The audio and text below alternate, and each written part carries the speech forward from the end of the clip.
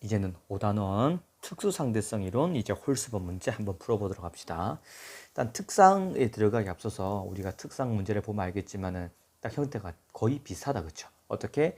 일단은 관찰자가 보는데 빛의 움직임을 보는 경우가 있어요.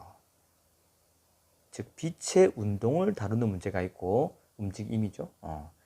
빛의 움직임, 즉 빛의 운동을 다루는 문제가 있고, 빛이 아닌 그냥 사물, 뭐 우주선이나 사람이나 뭐 입자나 그런 거죠. 사물의 운동.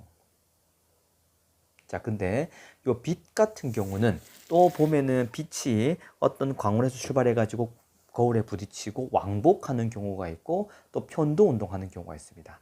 빛이 왕복 운동하는 경우가 있고 편도 운동하는 것이 있는데, 요거를 이제 문제 풀기 앞서 쌤이 한번 통으로 왕복과 편도를 한 번에 이해할 수 있는 방법 한 개 정리해 드릴게요. 그래서 이 왕복과 편도를 우리가 제대로 잘 이해하려면은 꼭 알아야 될 게 있어. 첫 번째, 너무 중요하니까 꼭 기억합시다. 뭐냐면 동시성의 상대성. 요 동시성의 상대성을 꼭 적용할 수 있어야 됩니다. 다른 어떤 관성계에서 볼 때 동시에 일어나는 사건도 다른 관성계에서 보면 동시에 일어나지 않을 수 있다라고 하는 것이고, 두 번째는 뭐냐면 정말로 중요한데 절대적 동시 사건.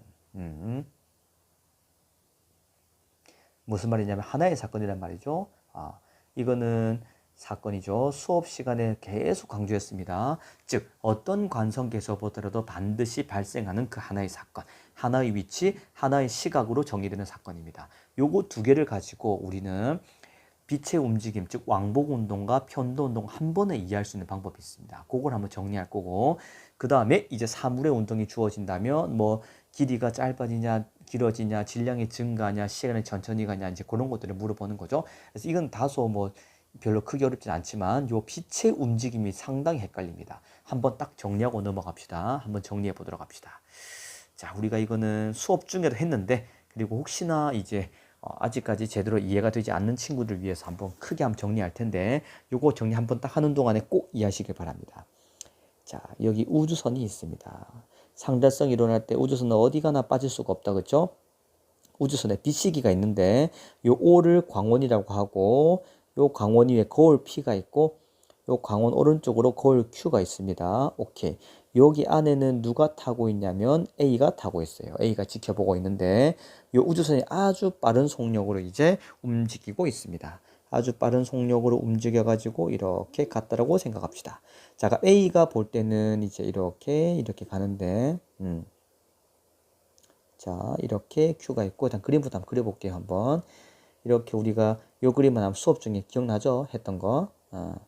이렇게 가고, 여기 O점이 거울, 광원이 있고, 이렇게 P가 있고, 이렇게 Q가 있습니다. 자, 그럼 조건이 이래요. A가 관측했을 때 O에서 PQ를 동시에 방출된 빛은 PQ에서 동시에 반사되어 가지고 다시 O로 돌아왔다고 합니다. 자, 그러면 이 PQ 사이 거리를 편의상 L이라고 합시다. A의 관성계겠죠?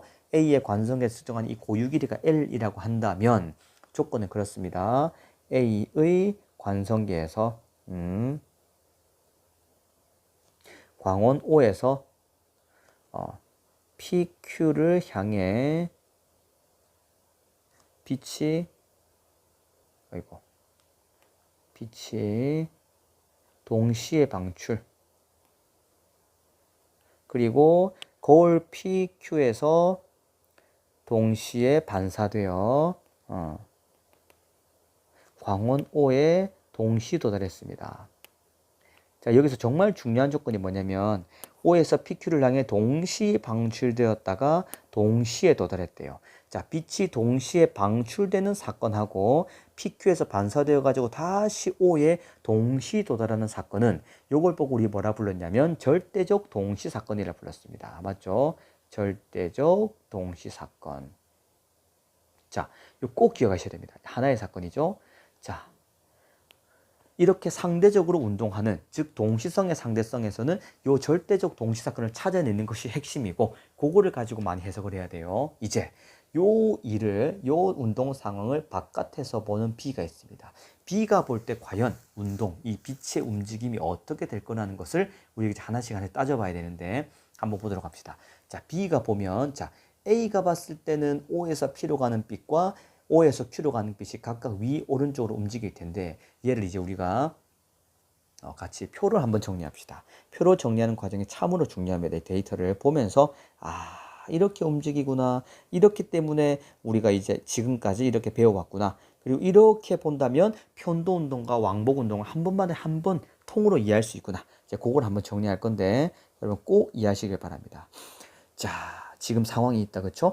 A의 관성계에서 보는 거랑 B의 관성계에서 보는 겁니다. 자, 빛이 O에서 P로 가는 경우가 있죠. 좋습니다. 자, 그리고 반사되어 가지고 P에서 O로 오는 경우가 있어요. 그리고 O에서 Q로 가는 경우가 있어. 오케이. 그 다음에 또 어떻게 되냐면은 Q에서 반사되어 가지고 다시 O로 오는 경우가 있다. 요 네 가지 케이스가 있는데 요 네 가지 케이스에 대해서 일단은 A가 측정한 것부터 한번 보도록 합시다. 자, A가 봤을 때 빛의 움직임을 가만히 봅시다. A가 볼 때 O에서 P로 가는 것은 바로 위로 곧장 올라가죠. 그래서 이렇게 위로 올라갑니다. 자, 이때까지 걸린 시간을 편의상 t0로 합시다. 자, A가 측정한 시간 t0는 얼마냐면 광속시분의 자, O와 P 사이 거리 L이 되겠습니다. 맞습니까? 좋습니다. 자, 그리고 이제 A가 측정했을 때 P에서 O로 다시 오는 것도 이렇게 바로 곧장 내려오겠죠. 자, 걸린 시간을 또 T0다 줄 수 있겠죠. 어차피 시간은 같아요. 자, 그리고 A가 관측했을 때 O에서 Q로 가는 것도 있습니다. 이건 바로 오른쪽으로 쭉 가겠죠. 어떻게? 이렇게 갑니다. 또 이동 거리는 같기 때문에 걸린 시간 T0는 C분의 1이겠죠. 자, 이제 Q에서 O로 오는 사건이 있어요. 요것 또한 어떻게? 왼쪽으로 곧장 옵니다. 반사되고 나서 따라서 T0는 C분의 1이 되겠습니다. 여기까지 맞습니까? 오케이, 좋습니다. 자, 근데 이제 우리가 이제 이해해야 될 부분은 B가 볼 때의 상황입니다. B가 볼 때의 상황. 자, B가 볼 때는 어떻게 보이냐면, 자, 일단은 O에서 P로 가는 것만 딱 봅시다. 빛이 이렇게 대각선으로 갔다가 이렇게 대각선으로, 잘못 그렸네. 이렇게 대각선으로 내려오는 상황이 B가 보는 상황이죠. 자, 이 대각선 위 길이 요 L1이라 합시다. 또 내려올 때도 L1이겠죠. 확실히 요 L1은 L보다 큰 것이 보인다고 했죠. 대각선 위로 뻗어갔기 때문에. 따라서 B가 볼 때 O에서 P로 갈 때, P로 갈 때는 어떻게 보이냐면은 이렇게 대각선 쭉 뻗어가는 것처럼 보입니다. 요것이 길이가 L1이겠죠. 맞습니까? 자, 그리고 그럼 L1 동안 가는 동안 걸린 시간을 편의상 T1이라고 한다면 C분의 L1이 되겠습니다. 여기까지 맞죠? 좋습니다. 자, 그러면 P에서 반사되고 다시 O로 대각선 아래로 내려오는 경우도 똑같이 이동거리는 L1이 되겠죠? 이때 걸린 시간은 또한 T1이 될 테고 C분의 L1이라고 합시다. 맞습니까? 좋습니다. 이제 관건이 뭐냐면 바로 이겁니다. B가 관측했을 때 O에서 Q로 가는 것과 다시 Q에서 반사된 다음에 O로 오는 상황입니다. 이 되게 중요한데, 자, B가 봤을 때 O에서 이 빛이 방출됐어. 방출됐는데 Q는 지금 계속 멀어지고 있다. 그렇죠? 멀어지고 있기 때문에 쭉 갑니다. 한참 가다가 어디선가 방출되고 나가지고 어떻게 된다? 오, 방출됐네? 반사됐네? Q에 반사되고 돌아가는데 O가 다가오면서 이만큼 가는 거다. 그렇죠? 그래서 쭉 갔다가 쭉 돌아오는 과정이 이제 B가 관측하는 건데, 잘 봐야 돼요. 따라서 조금 칸이 부족하지만 한번 그려봅시다. B가 봤을 때 O에서 Q로 가는 거는 이렇게 길게 갑니다. 맞습니까? 아주 길게 갑니다. 그렇죠? 자, 이때 요 간 거리를 편의상 L2라 합시다. L2. 자, 그리고 Q에서 반사되었다가 다시 돌아오는데 Q에서 반사되었다가 돌아올 때는 다시 광원호가 다가오죠. 자, 길이 수축도 물론 일어납니다. 일어나는데 Q에서 반사돼 가는데도 불구하고 O도 다가오네. 엄청나게 짧은 거리를 가요. 한 이 정도? 아주 짧죠. 요 거리를 편의상 L3라고 합시다. 자, 상황 이해되죠? 자, 이걸 이제 시간으로 표시해 봅시다. O에서 Q로 갈 때 걸린 시간을 편의상 T2라고 한다면 얼마냐면 C분의 얼마? L2가 되겠고, 그럼 이제 L3, 즉 Q에서 반사돼서 다시 O로 올 때까지 걸린 시간을 T3라고 한다면은 C분의 L3가 되겠죠. 자, 이제 우리는 뭘 해보고 싶냐면 요 시간을 비교해 가지고 이동 거리를 한번 비교해 보고 싶습니다. 요 과정 정말 중요하기 때문에 한번 제대로 이해해 놓고 딱 적용하도록 합시다, 여러분. 자, 여기서 그러면 고유 시간을 측정하는 관성계 누굴까요? A겠죠? A가 빛시계랑 같은 관성이기 때문에 A가 측정한 빛의 왕복 시간이 고유 시간입니다. 따라서 우리는 여기서 고유 시간은 얼마냐면 빛이 올라갔다가 내려왔다가, 즉 빛이 왕복 운동했을 때 시간, 이 T0가 고유 시간이 되겠고, 이것이 바로 고유 시간입니다. 그럼 B가 측정한 시간은 고유 시간이 아니라 상대적인 시간이겠죠. 자, 그럼 이제 중요한 게 있습니다. 뭐냐면 A가 봤을 때 O에서 빛이 동시 출발, 다시 O에 동시 도달. 맞죠? 그럼 B가 봐도 빛이 어떻게 되겠습니까? B가 봐도 동시 출발, 동시 도달이 돼야 되겠죠. 이유가 뭐겠습니까? 왜 동시 출발, 동시 도달이 돼야 될까요? B가 봤을 때. 왜냐면 자, O에서 빛이 동시 방출, 다시 O로 동시 도달했다는 것은 절대적 동시 사건, 하나의 사건이랬다. 그렇죠? 그 말은 B가 보더라도 O에서 빛이 동시 출발해야 돼요. 대신 PQ에서 반사되는 순서는 다를 수 있습니다. 그게 바로 상대적인 사건인 거죠. 동시성의 상대성인 거죠. 반사되는 순서는 달라도 다시 O로 모여야 됩니다. 이것이 바로 뭐냐면 동시성의 상대성에서 우리가 그래 강조했던 절대적 동시 사건, 하나의 사건인 거죠. 따라서 B가 보더라도 O에는 빛이 동시에 모여야 됩니다. 그 말이 뭐냐면, 잘 봅시다 여러분. 여기서 B가 봤을 때 대각선 위로 대각선 아래로 갈 때 요때 총 왕복하는 시간은 2T1이죠. T1 더하기 T1. 그리고 O에서 Q로 갔다가 Q에서 다시 O로 올 때까지 걸린 시간이 얼마? T2 더하기 T3죠. 맞습니까? 요거는 O, Q, O. 얘는 뭐다? O, P, O. 근데 O를 출발해서 다시 O로 동시에 되돌아와야 되기 때문에 요 두 시간은 같아야 돼요. 동시 출발, 동시 도달. 이 진짜 중요한 원리입니다. 이거 동시 출발, 동시 도달. 왜냐하면 A가 관측했을 때 동시 출발, 동시 도달이네. B도 마찬가지입니다. 왜? 동시성의 상대성에서 이 절대적 동시 사건이라는 이유 때문에 꼭 기억하시고, 누가 봐도 일어나야 되고 B가 봐도 마찬가지로 성립해야 됩니다. 따라서 결국은 우리는 이 T1은 T2 더하기 T3랑 알았고, 자, 그러면 잘 봅시다. 고유 시간이 이 T0인데 우리가 고유 시간은 다른 관성계에서 관측한 시간, 어떤 시간보다 제일 작은 시간이죠.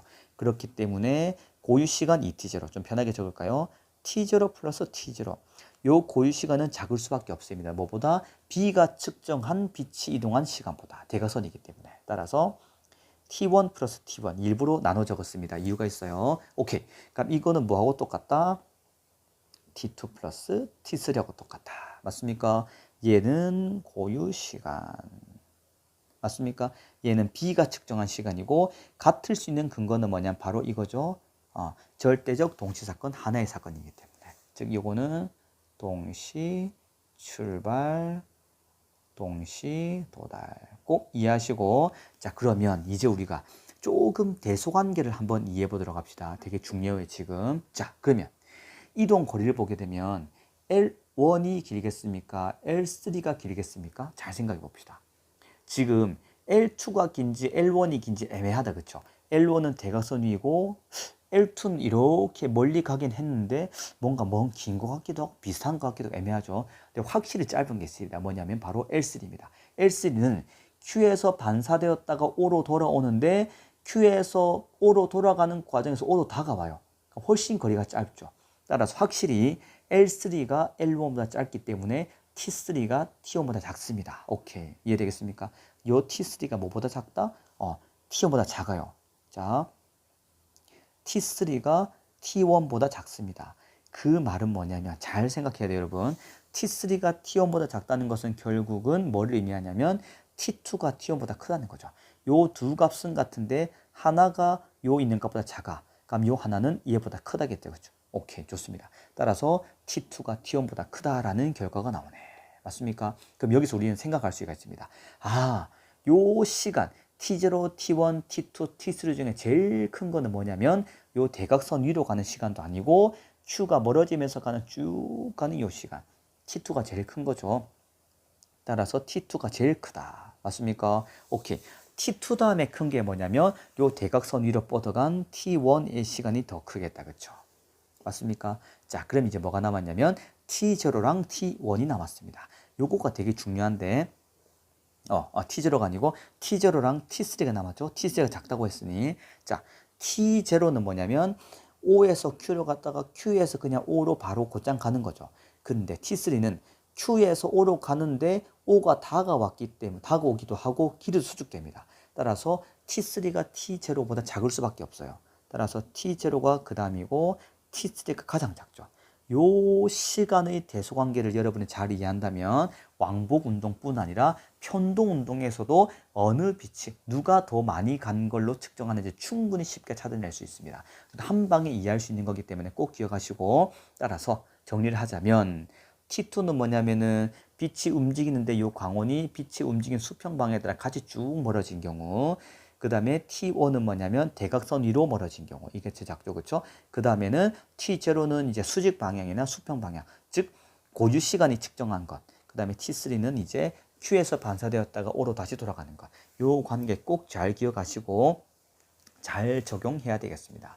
자, 이 관계를 알면 이 관계도 물론 이제 왕복 운동했기 때문에 고유 시간이 정의가 되기 때문에 적용 가능한 거다. 그렇죠? 왜? 고유 시간은 빛이 왕복 운동할 때 정의할 수 있는 값이기 때문에 근데 빛이 한 방향으로만 가는 편도 운동일 때도 충분히 적용 가능합니다. 어떻게? 보통 편도 운동은 빛이 그냥 O에서 Q로 가냐, Q에서 O로 가냐, 보통 그런 것만 물어보거든요. 그럼 O에서 Q로 갈 때, A가 볼 때는 그냥 얼마다? T0이 T0겠지만 B가 볼 때는 T3죠. 당연히 T3가 더 큽니다. T2죠. T2가 더 큽니다. 근데 이제 반대로 Q에서 반사되었다가 O로 가는 것만 보내. 그럼 어떻게 하면 되냐?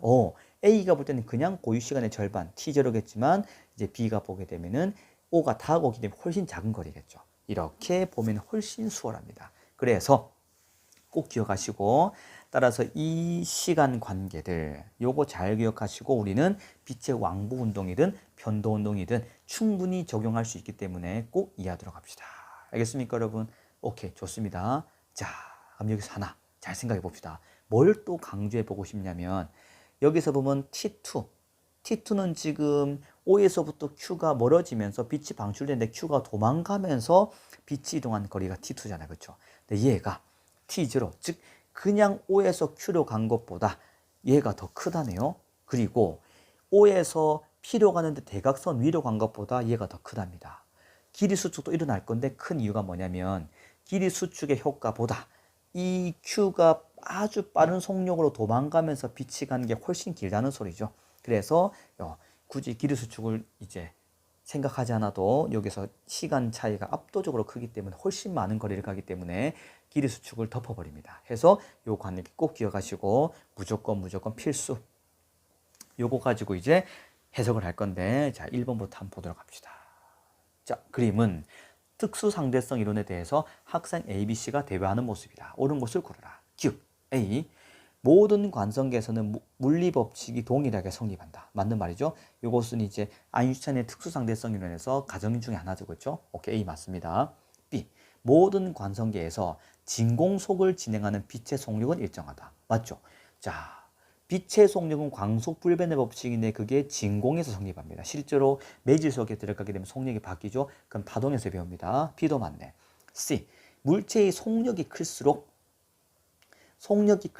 상대론적 질량은 크냐? 자, 물체의 속력이 빨라지면 빨라질수록 질량이 증가하게 되고 시간은 팽창하게 되고 그 다음 뭐가 됩니까? 길이는 수축하게 됩니다. 따라서 맞는 말이겠죠? ABC 다 맞습니다. 열심히 공부하는 친구들 때 그렇죠? 모범적입니다. 자, 3번 봅시다. 그림과 같이 관찰자 A에 대해서 광원, 검출기가 정지해 있고 오케이. 그럼 A랑 광원이랑 검출기는 정지 관성이 같은 관성계죠. 같은 관성계. 자, 그리고 비가탄 우주선이 광원과 검출기 있는 직선과 나란하게 0.6시의 속력으로 등속 운동한다. 자, A의 관성계에서 누구의 관성계에서 A의 관성계에서 이 광원에서 방출된 빛이 검출기에 도달하는데 걸리는 시간은 t라고 했습니다. 자, A의 관성계에서 있기 때문에 이제 이거는 왕복했다고 친다면 고유 시간이 될 수 있겠죠. 자, 옳은 것을 고르라. 자, A의 관성계에서 광원에서 검출기까지의 거리는 얼마냐라고 물어봤죠. 자, 거리 L은 속력 곱하기 시간인데 A가 봤을 때 빛의 속력은 C고 광원에서 검출기까지 걸린 시간은 T이기 때문에 CT가 되겠습니다. 자, 기억은 맞는 말이다. 그렇죠? 좋습니다. 자, 니은 봅시다. 니은. B의 관성계에서 B가 보았을 때겠죠? 광원에서 방출된 빛의 속력은 C보다 작습니까? 말이 안 되죠. 광속분리배된 법칙. 자, 니은 틀렸고. 디귿. 자, B의 관성계에서 광원에서 방출된 빛이 검출기에 도달하는데 걸린 시간 T보다 작냐라고 물어봤습니다. 잘 봐야 돼요, 여러분. 이거. 자, B가 봤을 때 지금 광원 검출기가 뒤로 가죠. 이런 상황입니다. 자, 여기 B가 타고 있으면 오히려 여기에 지금 광원이 있고 여기 검출기가 있다라고 한다면 이렇게, 자, B가 지금 0.6C로 가는데 B가 오히려 광원 검출기를 보게 되면은 이렇게 갑니다. 뒤로 가죠. B가 볼 때는 얘들이 뒤로 갑니다. 그렇기 때문에 이미 검출기 광원에서, 자, 광원에서 빠져나온 빛은 검출기를 가는데 쭉 에게 이거밖에 못 간다. 그렇죠? 그래서 검출기가 다가오면서 가기 때문에 요 시간은 T보다 잡을 수밖에 없다. 아까 기억난다. 그렇죠? 이렇게 가는 것보다 검출기가 다가오면서 가는 이게 훨씬 작다고 했다. 그렇죠? 그러면은 그냥 관성계에서 볼 때, 정지 관성계 볼 때 가는 것보다 훨씬 긴 거는 뭐냐면 이 검출기가 멀어지면서 가는 게 훨씬 더 길다. 그렇죠? 그래서 이 잘 기억하시고, 그래서 꼭 이해하도록 합시다. 알겠습니까? 좋습니다. 그래서 결국은 정리해보면 B의 관성계에서 광원에서 방출된 빛이 검출기에 도달하는데 걸린 시간 T보다 작다는 말이 맞습니다. 기억될 것은 참이다. 오케이, 넘어가겠습니다. 5번. 자, 그림과 같이 관찰자 A에 대해서 관찰자 B가 탄 우주선이 0.7C의 속력으로 등속도 운동한다. 광속에 가까운 속력으로 간다. 상대론적 효과가 나타날 수 있다는 말입니다. 그렇죠? 자, B의 관성계에서 광원에서 우주선의 운동 방향과 수직으로 방출된 빛이 B에서 봤을 때, 자, 광원과 거울 사이를 왕복하는데 걸리는 시간이 얼마다? T0다. 자, 이거는 뭐냐면 고유 시간이죠. 따라서 고유 시간이 얼마냐면 T0입니다. 요 T0는 다른 관성계에서 본 시간보다 항상 작아요. 그렇죠? 오케이, 좋습니다. A의 관성계에서, 이 조건은 A의 관성계에서 측정할 때 옳은 것을 고르라. 자, 기억. 광원에서 방출된 속력은 C다. 맞죠? 왜? 당연히 광속불변의 법칙. 니은 봅시다. 광원에서 방출, A의 관성계에서야, 광원에서 방출된 빛이 거울에 도달할 때까지 빛의 경로의 길이. 자, A가 보게 되면 이거죠. 아까 봤다. 그렇죠? 이 광원에서 방출된 빛이 거울까지 가는데 이만큼 간다. 그렇죠? 좋습니다. 자, 2분의 CT는 뭐냐면, 자, 봐야 돼요. 2분의 CT는 B가 봤을 때 빛이 한 번 올라가는데 이동한 경로의 길이다. 그렇죠? 왜? 빛의 속력 곱하기 고유 길이는 빛이 왕복할 때 걸린 시간이니 한 번 갈 때는 2분의 T0입니다. 따라서 2분의 CT0는 B의 관성계. B의 관성계에서 봤을 때 이동한 거리고, 따라서 니은 A가 봤을 때는 대각선으로 가기 때문에 2분의 CT0보다 커야 되겠죠. 니은 틀렸습니다. 자, 띄고 봅시다. 광원에서 방출된 빛이 광원과 거울 사이를 왕복하는 데 걸린 시간 T0보다 크냐? 그렇죠. A가 봤을 때는 대각선 위, 대각선 아래이기 때문에 이렇게 A가 B를 봤을 때 B의 시간이 고유 시간이고 B가 이제 시간 팽창된 거기 때문에, 즉 A는 T0보다 크다라고 측정합니다. 따라 답은 기억 니으시다. 이해되시겠습니까? 꼭 기억하시고, 해서 우리 빛이 이동하는 거리 잘 따져야 돼요. 좋습니다. 아까도 다시 해보면 B에서 볼 때 빛이 이렇게 간다. 그렇죠? 이것보다 더 긴 거리를 가는 것은 A가 봤을 때 대각선. 맞습니까? 이것보다 더 긴 거리를 가는 것은 이 거울이 이제 완전 수평 방향으로 멀어지는 경우, 훨씬 멀리 가죠. 그러니까 이보다 완전 작게 가는 것은 반세되었다가 반대로 돌아가는데 광원에 다가올 때 거리, 이게 가장 작습니다. 이 관계 여러분 잘 기억하면 되게 재밌어요. 생각도 없이 바로바로 할 수 있습니다. 이거 한번 잘 기억합시다. 어디가 가장 긴지. 그럼 가장 길수록 시간이 많이 흐른 거기 때문에 꼭 기억합시다. 7번. 그림과 같이 관찰자 A에 대해서 오케이. 광원 P, 거울, 광원 Q는 정지해 있고 PQ, 거울은 정지해 있고, 관찰자 B가 탄 우주선 E, P, 거울 Q를 있는 우주선과 나란하게 0.5C의 속력으로 등속도 운동한다. 자, A의 관성계에서 PQ에서 동시에 방출된 빛은 거울에서 반사되어 가지고 PQ에 동시에 도달한다. 누가 봤을 때? A의 관성계에서. 근데 A가 봤을 때 광원 P, 거울 Q는 정지해 있기 때문에 같은 관성계다. 그렇죠? PQ에서 동시에 방출된 빛이 거울에서 반사되었다가 PQ에 동시에 도달한다는 것은 거리가 같다는 소리죠. 그 말은 A의 관성계에서 거울에 빛이 동시에 도달합니다. 그 말은 얘는 뭘 말해주는 거냐면 B의 관성계에서도 거울에 빛이 동시에 도달합니다. 왜? 뭐 때문에? 앞에서 배웠다. 그렇죠? 절대적 동시사건. 단 하나의 사건. 꼭 기억합시다. 되게 중요합니다. 여러분. 꼭 이해하시고. 자, 그러면 이제 봅시다. 한번. B의 관성계에서 측정할 때 옳은 것을 고르라. 기억. PQ에서 방출된 빛은 거울에서 동시에 반사됩니까? 맞습니다. 동시에 도달해서 동시에 반사돼야 되죠? 기억 맞습니다. 니은. 빛은 P에서가 Q에서보다 먼저 방출되냐? 이게 되게 중요해요. 이제 B가 봤을 때 요 P, 거울, Q가 어떻게 움직이는지를 봐야 돼요. 지금 B는 오른쪽으로 가는데 B가 보면 오히려 얘들이 뒤로 가죠. 거울, Q, P. 자, 그러면 잘 봐야 돼요, 여러분.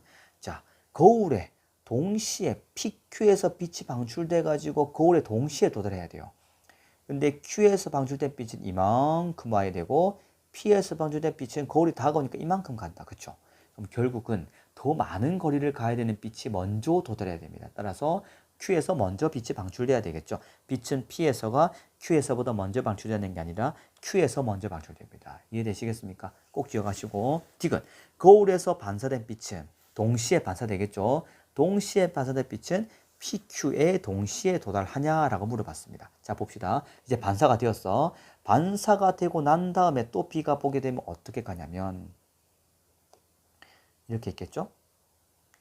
자, 반사되고 나면 이제 여기서부터 반사되고 난 다음에 가는데 P는 쭉 도망가고 있고 Q는 다가오죠. 따라서 동시에 반사되고 나서 오히려 Q에 먼저 도달하고 P에 나중에 도달합니다. Q에 먼저 도달, P에 나중에 도달. 따라서 동시에 도달하는 게 아니고 어디에 먼저 도달한다? 오케이. 이거 아니죠. 어디에 먼저 도달하냐면은 Q에 먼저 도달하고 P에 나중에 도달합니다. 알겠습니까, 여러분? 좋습니다. 답은 1번이 되겠다. 7번 충분히 할 만하다. 그렇죠? 오케이. 넘어갑니다. 자, 다음은 핵반응에 대한 설명이다. 핵반응.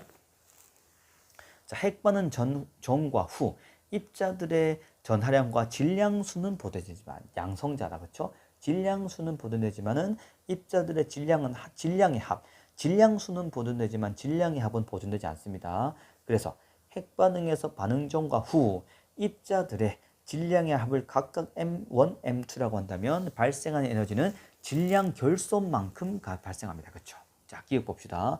자, 질량수는 양성자와 중성자의 합이다. 맞죠, 여러분? 오케이, 기억 맞네. 니은 핵 반응에서 결손된 질량은 얼마냐? 자, 반응 전이 M1, 반응 후가 M2. 그럼 질량은 감수했으니 요 뺀만큼이 질량 결손이죠. 델타 M이라고 봅시다. 오케이. 따라서 니은 맞나 틀리나? 맞죠? 디귿. 자, 발생한 에너지는 질량 결손만큼이다. 그렇죠? 델타 M C 제곱이기 때문에 M1 M2 C 제곱. 요것이기 때문에 기억님은 맞습니다. 여기까지 이해되겠죠, 여러분? 좋습니다. 자, 그러면 이제 11번으로 넘어가서 이제 우리가 핵분열 반응에 대한 이야기인데 요 핵분열에 대한 이야기는 이제 어렵게 생각하지 말고 그냥 요 미지수에 있는 질량수와 양성자 수가 얼마인지만 잘 알면 됩니다. 자, 핵반응에서 꼭 지켜줘야 될 첫 번째 전하량 보존. 이 전하량 보존 법칙이라는 것은 뭐냐면 양성자수 보존이죠. 양성자수 보존. 두 번째, 뭐가 보존돼야 되냐면 질량수가 보존돼야 됩니다. 질량수 보존. 질량 보존 아닙니다. 질량수 보존이에요. 좋습니다. 자, 봅시다. 다음은 두 가지 핵반응인데 자, 지금 처음에 반응 전의 물질의 양성자가 88, 여기 양성자는 86이죠. 그럼 양성자수 보존을 위해서 x의 양성자는 2가 돼야 됩니다. 맞습니까? 좋습니다. 그리고 자, 반응 전 물질의 질량수가 226이네. 그럼 반응 후에 여기 있는 질량수가 얼마? 220이네. 그럼 질량수가 얼마 부족합니까? 질량수 보존이 되기 위해서는 4가 부족하죠. 그렇죠? x는 질량수는 4가 되겠다. 양성자수 2, 질량수 4. 맞습니까? 오케이. 따라서 그러면 자, y는 얼마가 돼야 되냐? 양성자수 보존을 위해서는 1이 돼야 되겠다. 그렇죠? 1 더하기는 2가 되고 뒤에 중성자수는 양성자수가 없기 때문에 중성자는 양성자가 없기 때문에 자, 그다음에 질량수 보존을 보려고 하니 x가 질량수가 4고 중성자는 질량수가 1이니 5다. 그렇죠? 그럼 앞에 y는 질량수가 2가 되어야 되겠습니다. 맞습니까? 오케이, 좋습니다. 따라서 이제 기억, 니은, 읽어 봅시다. 기억. 가는 핵분열 반응이냐? 자, 하나의 핵이 2개 이상으로 쪼개지네. 따라서 기억은 핵분열이 맞습니다. 자, 니은 봅시다. 중성자수는 x가 y보다 작냐? 자, x 같은 경우는 양성자수가 2, 질량수가 4니까는 오케이. x의 질량수는 얼마가 된다? 2죠. 4 마이너스니까 2가 되겠습니다. 오케이. 자, 근데 y의 질량수 보자. y의 질량수는 얼마냐면은 2에서 질량수 2에서 양성자수 1 빼게 되면 중성자가 1이죠. 따라서 중성자수는 x가 y보다 많습니다. 니은 땡 2배다. 그렇죠? 땡. 디귿. 질량결수는 가에서가 나에서보다 크냐? 자, 가에서 에너지는 5 메가 일렉트론 볼트. 나에서는 12.86. 에너지가 방출되는 에너지가 클수록 질량결수는 큰 거죠. 따라 질량결수는 가에서가 나에서보다 작습니다. 그렇죠? 땡. 답은 1번. 자, 이제 3점짜리 문제에 가서 보도록 할 텐데 3점짜리 문제도 결국은 우리가 앞에서 풀었던 거랑 다 똑같은 원리예요. 똑같은 원리와 똑같은 패턴이기 때문에 전혀 어렵게 생각할 필요가 없다. 자, 봅시다 한번. 다음은 특수상대성 이론에 대한 사고 실험의 일부이다. 자, 쭉 하는데 가. 광원에서 방출된 빛이 거울에 반사되어 가지고 다시 광원에 도달할 때까지 A, B의 관성계에서 빛이 진행하는 거리는 각각 LA, LB랍니다. 자, A의 관성계에서는 어떻게 보입니까? 자, 여기서 A의 관성계에서 LA는 대각선 위, 대각선 아래. 자, B의 관성계에서는 이제 같은 관성계죠. 위, 아래. 누가 더 깁니까? 당연히 A의 관성계에서 더 길겠죠. 그럼 LA가 LB보다 크겠다. 그럼 기억은 맞다. 그렇죠? 니은 봅시다. 광원에서 방출된 빛이 거울에 반사되어 가지고 광원에 도달할 때까지 A, B의 관성계에서 걸린 시간은 각각 얼마냐? 자, 시간은 속력분의 거리다. 그렇죠? 자, 그럼 TA는 속력분의 LA. 빛의 속력으로 이동한 거리를 따져야 되니까 자, TB는 빛의 속력 C분의 얼마? LB. 자, LA가 LB보다 컸죠. 따라서 결국은 시간도 큽니다. 그럼 니은도 맞네. 맞습니까? 좋습니다. 자, 디귿 봅시다. 디귿은 시간분의 거리를 물어보았네. 즉 광속을 물어보는 거다. 그렇죠? 자, 그러면 여기서 이 식에서 변형을 해볼까요? 한번. TA분의 LA는 뭐가 되겠습니까? 광속 C다. 그렇죠? 자, 그리고 TB분의 LB가 광속 C이기 때문에 결국은 똑같다. 디귿도 맞다. 답은 니은, 기억 니은 디귿이다. 이해되시겠습니까? 좋습니다. 자, 이제 3번 봅시다. 요 3번은 빛이 편도 운동을 두 개 합친 건데 얘를 조금만 생각하면은 편도 운동을 합친다 왕복 운동이 되겠죠. 그럼 고유 시간이 정의가 되고 그럼 충분히 이제 우리는 쉽게 이해할 수가 있습니다. 자, 3번.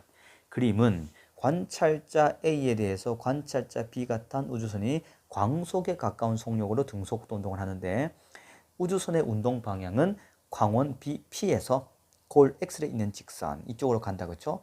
오케이. 자, PQ에서 방출된 빛이 각각 X, Y까지 진행하는 동안 걸린 시간을 A, B 관성계에서 측정했는데 자, 봅시다. B부터 볼까요? B의 관성계에서 P에서 X로 가는데 걸린 시간 얼마? T2. Q에서 Y로 오는데 걸린 시간 T2. 자, 그럼 잘 봅시다. 합쳐 봅시다. PX와 QY를 합치게 되면 이렇게 돼요. P에서 X로 가. 그럼 X에서 반사되어 가지고 다시 P로 오는 거나 Q에서 Y로 오는 건 똑같은 거죠. 빛이 왕복했습니다. 자, 그럼 B의 관성계에서 빛이 T2 더하기 T2, 이 T2 왕복할 때 걸린 시간 얘를 보고 우리는 뭐라 부를 수 있겠습니까? 고유시간이라 부릅니다. 맞습니까? 좋습니다. 자, 그러면 A가 봤을 때 이제 P에서 X로 가고 Q에서 Y로 오는 시간이 있는데 요거를 잘 판단해야 돼요.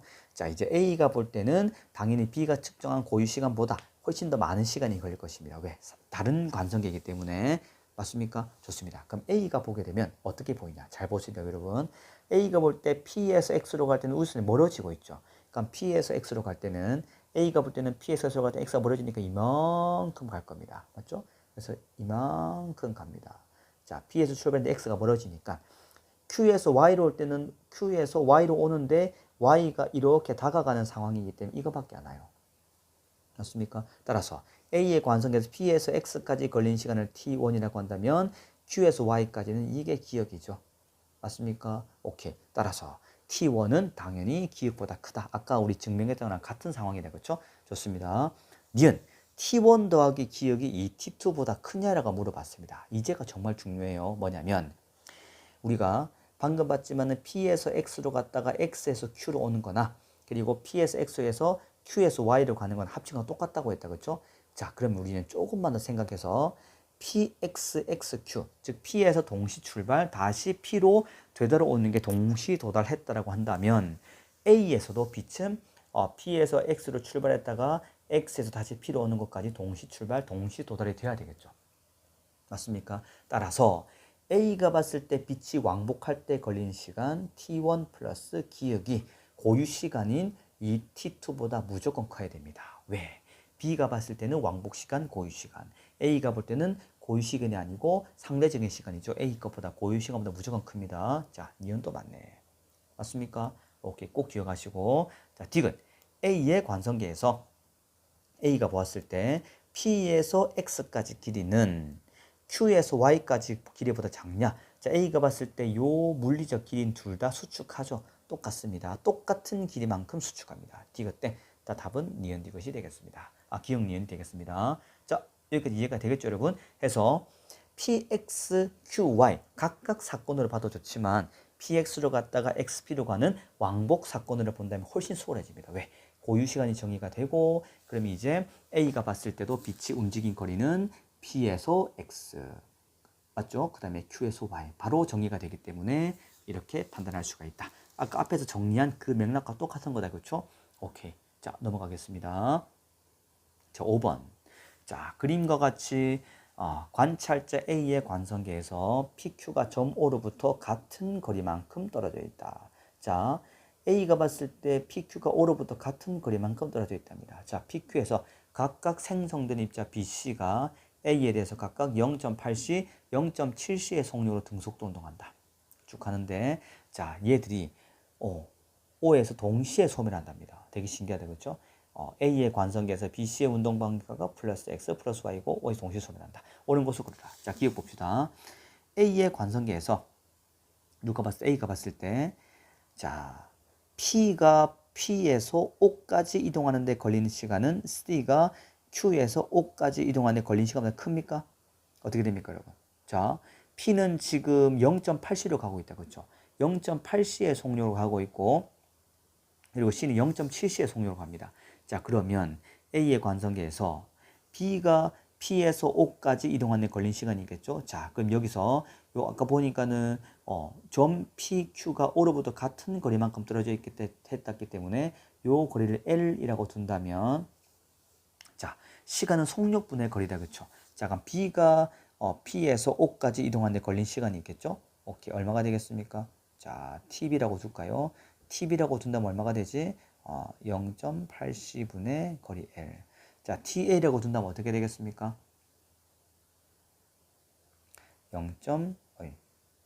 0.7C분의 L. 당연히 B가 더 작다. 그죠? 분모가 크니까. 따라서 기억은 틀렸습니다. 오케이. 자, 니은 봅시다. A의 관성계에서 B의 시간은 C의 시간보다 느리게 가냐? B는 속력이 C보다 빠르죠? 당연히 속력이 빠른 게 C가 느리게 가기 때문에 니은은 맞습니다. 자, 디귿. Q에서 O까지의 이 거리, 요 거리는 B의 관성계에서가 C의 관성계에서보다 크냐 물어봤어. 자, C의 관성계에서는 요 움직이는 방향의 길이가 줄어들겠죠. 근데 B가 봤을 때는 움직이는 방향의 길이가 줄어들지, 즉 요 세로 길이는 줄어들지 않습니다. 이 가로 길이가, 이 움직이는 방향의 길이가 줄어들지. 따라서 B가 볼 때는 O에서 Q까지 거리는 고유길이 되겠다. 그쵸? 움직이는 방향의 길이가 아니기 때문에. 근데 C가 볼 때는 줄어드네. 따라서 B가 C보다 크게 본다. 니은 디귿 맞습니다. 이해되시겠습니까? 오케이, 좋습니다. 자, 이제 7번. 7번이 이제 마이클스 몰리 관련 실험이다. 그렇죠?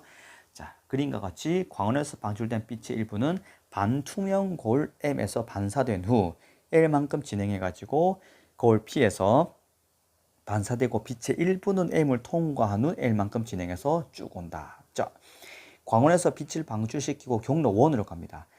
M, P, M 검출기. 자, 그리고 광원 또 경로 2는 M, Q, M 검출기. 자, 실험 결과는 경로 1을 진행하는 것과 경로 2를 진행하는 빛은 검출기에 동시에 도달한답니다. 자, 기억. 빛이 M, P, M을 진행하는 데 걸린 시간은, 자, 시간은 빛의 속력분의 이동하는 거리다. 그렇죠? M에서 P, L, P에서 M, L. 총 합해서 2L이겠죠. 오케이. 따라서 기억은 맞습니다. 니은. 경로 1과 경로 2를 진행하는 빛 속력 같습니까? 광속 빌변의 법칙에 따라 속력은 똑같죠. 자, 그 다음 디귿 봅시다. 디귿. 빛의 매질은 존재하지 않는다는 기억에 해당됩니까? 그렇죠. 왜냐하면 에틀의 존재를 찾아내기 위해 실험을 했는데 결국은 동시에 도달해버리네. 그래서 에테르의 매질은 없구나 라고 결론 내린 걸로 우리는 이해하면 되겠습니다. 따라서 디귿 맞습니다. 답은 5번이겠고 넘어가겠습니다. 9번. 그림은 정지해 있는 리튬 원자핵 L1이다. 그렇죠? Li. 리튬 원자핵에다가 양성자가 충돌해서 두 개의 헬륨 원자핵이 생성되는 것을 모식적으로 나타낸 것이고, 자, 표는 충돌 전과 후에 입자들의 정지 질량을 나타낸 것으로 M1이 M2보다 크답니다. 자, 충돌 전에 리튬 원자핵이 M1이고 양성자가 M2인데 충돌 후에 헬륨 원자핵 두 개의 질량이 M3네. 그렇죠? 자, 봅시다. 기억. 핵 분열 반응입니까? 그렇죠? 리튬 원자핵이 두 개의 헬륨 원자핵에 쪼개졌기 때문에 핵 분열 반응입니다. 니은. 정지 에너지는 리튬 원자핵이 양성자보다 이만큼 크냐라고 물어봤습니다. 자, 정지 에너지는 뭐냐면 이제 같은 관성계에서 관측한 그 에너지를 말하는 거다. 그렇죠? 자, 양성자는 지금 질량이 얼마라고 주어져 있죠? 이만큼 주어져 있다. 그렇죠? 자, 리튬 원자핵은 M1이죠. 그럼 리튬 원자핵의 정지 질량이 양성자보다 M1 빼기 M2만큼 크죠. 따라서 M1-M2가 리튬 원자핵의 양성자보다 큰 질량이고 요거의 광속 제곱이 뭐가 된다? 우리는 정지 에너지가 되겠다. 이해 맞다. 그렇죠? 오케이. 디귿 봅시다. 자, 여기서 우리 잘 보면은, 자, 이 식을 보면 조금 헷갈릴 수 있을 것 같아요. 근데 조금만 생각하면 더 쉬워. 왜? M1 더하기 M2가 작다. 뭐보다? 2M3보다 작냐라고 물어봤습니다. 자, M1 더하기 M2는 충돌 전에 리튬 원자핵과 양성자 합이다. 그렇죠? 질량의 합. 충돌하고 나서는 뭐냐? 헬륨 원자핵과 헬륨 원자핵 두 개의 합이다. 그렇죠? 자, 충돌 전의 질량의 합은 충돌 후에 질량의 합보다 무조건 크다. 그렇죠? 왜? 핵이 분열했을 때 핵 분열하고 나면 결론적으로 질량이 결손이 있게 되고 결론적으로 에너지가 방출했기 때문에 이 에너지는 질량 결손에 의한 겁니다. 알겠다. 그렇죠? 그래서 충돌 전에 질량의 합이 충돌 후보다 더 클 수밖에 없다. 왜? 질량 결손이 생겼기 때문에. 맞습니까? 따라서 다 이것은 틀렸고 기억연이 되겠습니다. 오케이. 쉽다. 그렇죠? 자, 이제 11번 문제 한번 봅시다.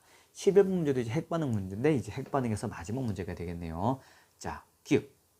다음은 원자핵 AB가 핵융합해서 원자핵 C가 생성되는 반응인데, 자, 이때 양성자수, 중성자수 뭐 이런 것들을 물어봤다. 그렇죠?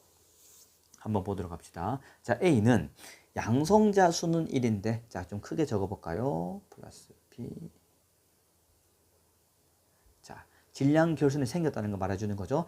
자, A는 양성자수 1인데 중성자수 0이네. 그럼 질량수가 1이겠다. 그렇죠? 오케이. B. 자, B는 질량수는 1인데 지금 양성자수가 안 나와 있다. 그렇죠? 오케이, 좋습니다.